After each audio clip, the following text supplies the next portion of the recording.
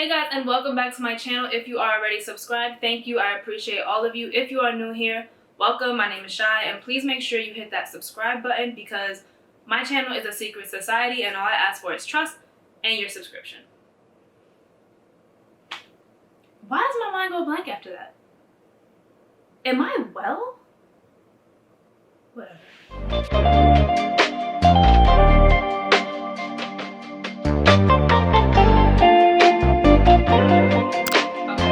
So if you are familiar with me, you've probably watched my last few videos and noticed that all of my videos were about moving to LA, from my apartment hunt to my actual move vlog, and my last video where I covered how I saved money, how I got my stuff to LA from New York, and how I looked for this apartment long distance. But if you did watch that last video, you'll realize that I didn't go too much in depth about the long distance apartment hunting because honestly, that would have been another 20 or 30 minutes and I was just like, you know what, we're gonna make a whole nother video about that.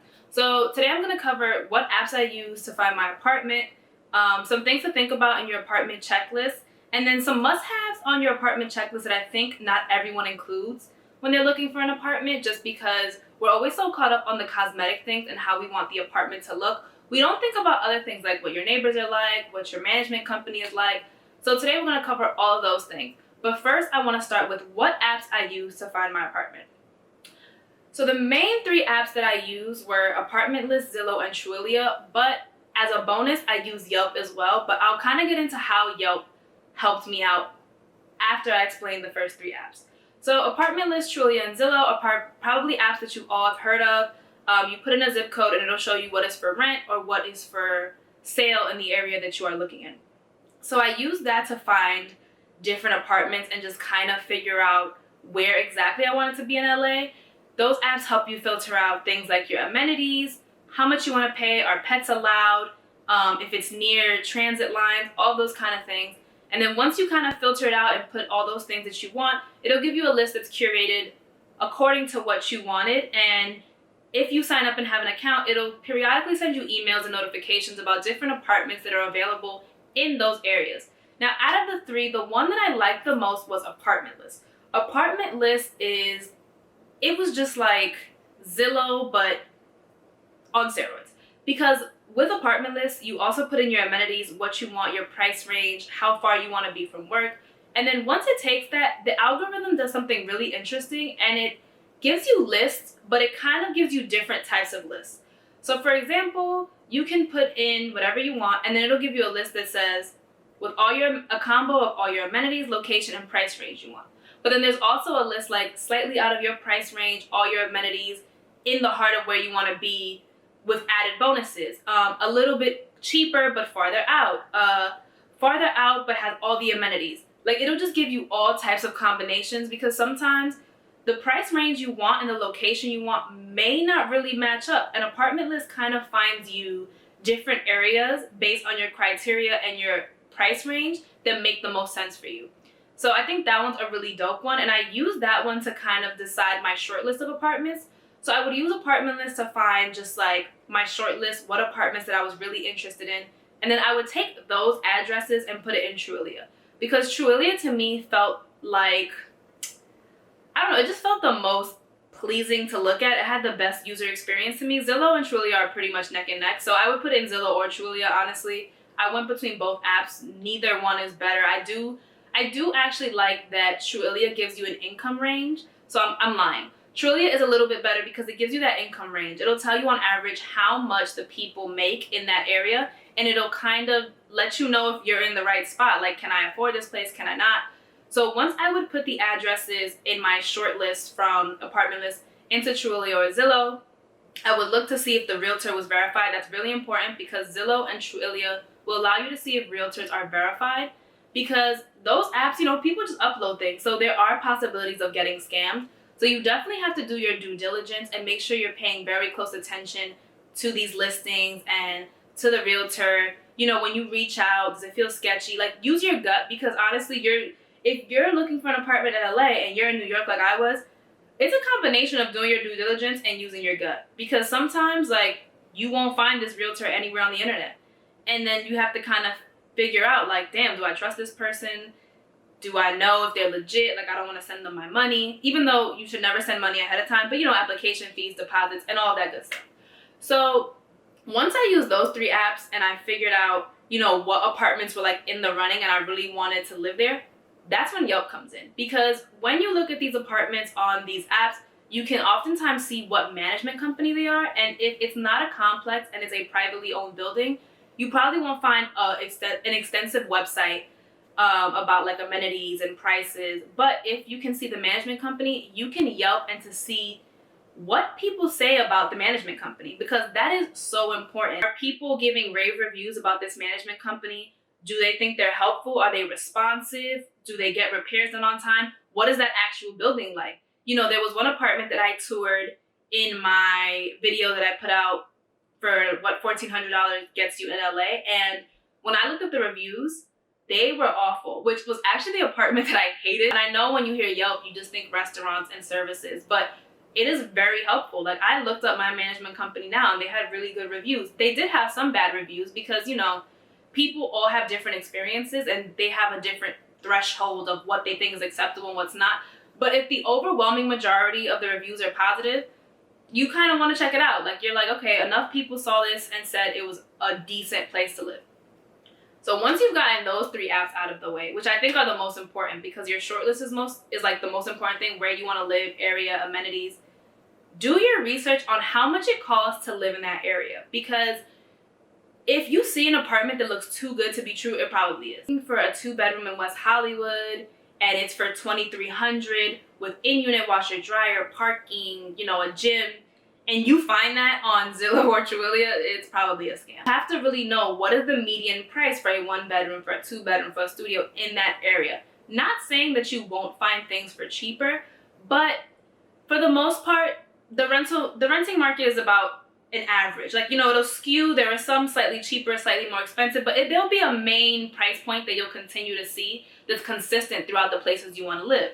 So if you want to live in Koreatown and you want a full 1-bedroom, not a studio, for like $1,500 flat, but you also want parking, in-unit washer, dryer, and like a pool, that's a dub. You're not getting that. Like, keep that dream, get it out your mind. For me, I was all the way in New York trying to find a place in LA. I couldn't just jump up and come see the place. So just make sure that you know those type of things, so you have a filter in your brain when you're looking through these apps. So then you know what looks sus and what doesn't. So now let's move on to a checklist. So when you're looking for an apartment, think about what matters to you most. You know, is it your location? Is it your amenities? Is it your, the way the apartment looks? The kitchen? Like, you have to have a checklist and know what you're looking for before you start looking for the apartment. So for example, for me, I needed a lot of natural sunlight. I needed updated appliances in the kitchen because I did not want a white refrigerator. That's a me thing though. Like, I'm not saying there's anything wrong with the white refrigerator. I did not want it in my kitchen. Oh, damn, show me around. Ooh. Let me see. I was shocked, honey. I was in tears almost. And they had a white refrigerator. I was like, oh, not a white refrigerator. Girl, please put your shoes on. Let's go find you a home. The most important part though were like a lot of natural sunlight and the balcony for me. Now, full disclaimer, my apartment now does not have a balcony, but that's because I have like a little courtyard area and my next neighbor is kind of far from me. So if I wanted to sit in front of my door, it kind of acts like a balcony because we have a garden and people do that. Like, it's not a weird thing to do in my building. So I kind of forewent the balcony for the courtyard, which was fine because I love my apartment. It's perfect. Like, it's the perfect apartment for me. So those were on my checklist of things. And then you have to rank your checklist, compare your checklist to your price range. So if you want all of that for like $1,500, that's a dub. But if you're willing to compromise, which I was, you can get kind of what you want for a different price. You know, like, my building doesn't have in-unit washer dryer, nor does it have parking. But I do not have a car and I did not grow up with that. So really, what was I tripping over? And also, there's only about 9 units in my building. So we have a washer dryer in the building, or we have a setup. It's like 3 of them. It's not a problem. Like, there's only 9 of us. It's never really packed. And there's also a huge laundromat across the street. So it's accessible. Like, I can get to laundry and I can get my laundry done at any time, or I can pay for it. Like, there's a lot of options and I'm not far from anything. So it was just not a big deal for me. And then once you move on to the cosmetic things you want about your apartment, the management company. The management company is so important, if not the most important part about your search. Because when you give somebody a certain amount of money a month, like $1,600, $1,700, you would expect for them to be responsive. You would expect for them to answer your calls. You would expect for them to, get repairs done. So the first thing that I did after looking up my management company, I reached out and asked if they were willing to do a FaceTime tour. They were very responsive. They were very willing. They worked around my schedule. I had a lot of places tell me that they wouldn't do a FaceTime tour. They wouldn't do a FaceTime tour, and they would send me a link to a Dropbox, and they'd be like, well, this is basically the unit you'd be looking at if we sent someone to do a FaceTime tour. And that just rubbed me the wrong way. So the way these companies, treat you when you're trying to rent the apartment matters. Because if you can't get a hold of somebody when you're trying to tour an apartment, what if there's a leak in the apartment? You have to think about that. You have to have the foresight to think, if this is what their business practice is like before you're an actual customer of theirs, imagine once they have you and they have your money. They're going to be like, so what? Who cares? So that was really important to me. My management company now, they did a FaceTime tour for me. I asked him if he could walk outside and do a 360, show me what the block looked like, and walk up to the building so I can see exactly what the front of the building looked like, what the mailboxes look like. I also asked about rodents. Asked about that. My camera overheated, and until I feel like replacing this camera, y'all gonna hear that a lot. And the key word being till I feel like it. So let's get that out the way. So like I was saying, my management company was taking my packages that I was getting delivered, and they were putting it in my apartment once a week. That was huge because I had packages coming as early as 2 weeks before my move-in date. And it was housewarming gifts, furniture that I ordered, very expensive big packages just sitting outside, and they took the time out of their day to send someone over to push the package in. And my management company is not in my building. So somebody had to physically drive here to make sure they pushed it in. And that's something that's really important, because when you are out here, you're out here all by yourself. I didn't want to tell this story because I was actually embarrassed, because it would only happen to me, but I'm gonna tell y'all because we family. So after I was here for about a week and a half, everybody had left and it was just me.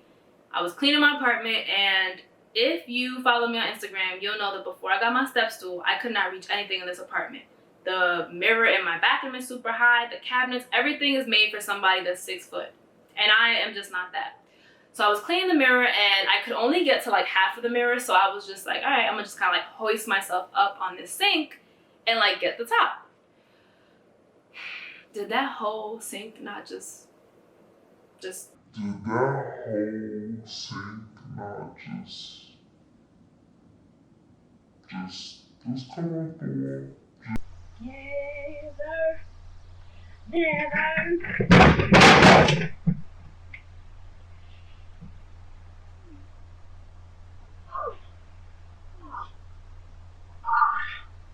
It fell. And I was so embarrassed, because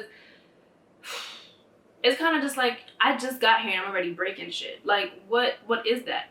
So I was panicking, and I called my sister, because that's what I do. And it's not that she was gonna do anything, but it was just fun. It was funny and embarrassing, so I had to laugh with somebody before I got serious. So I called my sister, and she was like, no, you didn't. I sent her a picture. She was like, bro, how?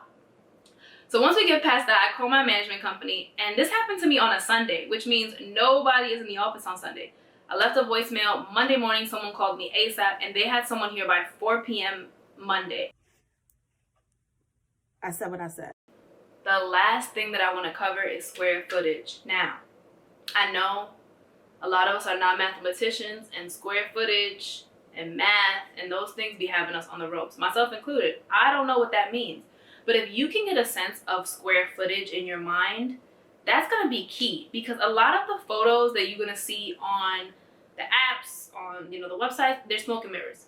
Smoke and mirrors, and they really will finesse it. They will have you thinking that you're getting a full loft space that's over 1,000 square feet, and it's not. It's given 300 square feet, and the kitchen and the living room are really just one big room. That's a...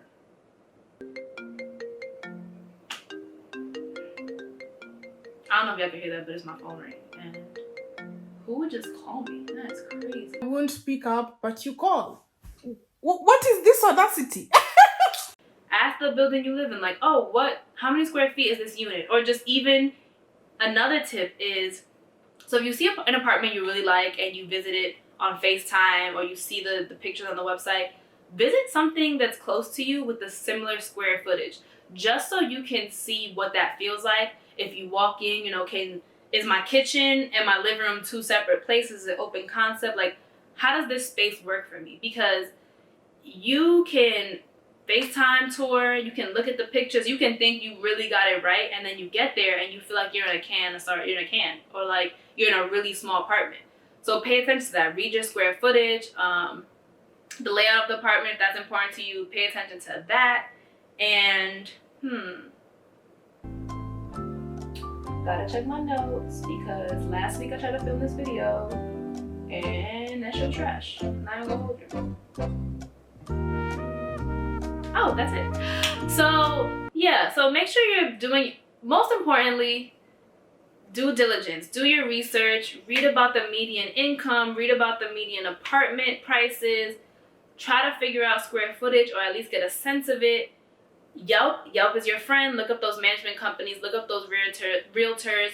Do a Google search. Like, all the information that you need for your apartment hunt is on the internet. If you have to go a little harder to dig and find the perfect place for you, make sure you do that. Above all, do not rush. I know some people do not have that luxury, so if you need to get out of your place now and you're like, nah, forget it, like, I just need to get in a place, I understand. But for the people who are not rushing and just want to move because it's something they want, take your time, do your due diligence, look, because the apartment for you is out there and you're gonna find it. You just have to be patient. So if you've gotten this far in my video, thank you so much. I appreciate you guys. You better be subscribed, because you couldn't have gotten through, 15 plus minutes and you didn't subscribe. I don't like that. Oh, I don't like that. I don't like it. I don't want it. So make sure you subscribe. Thank you, and see you guys next time. Shit, is my camera lopsided? It sure is. And this damn tripod does not. But if you are familiar, is it that I don't know how to introduce myself? Like, what? How do I do it before? I keep doing it. I need an assistant. I need somebody to hit the record button. I need a lot of things. Okay.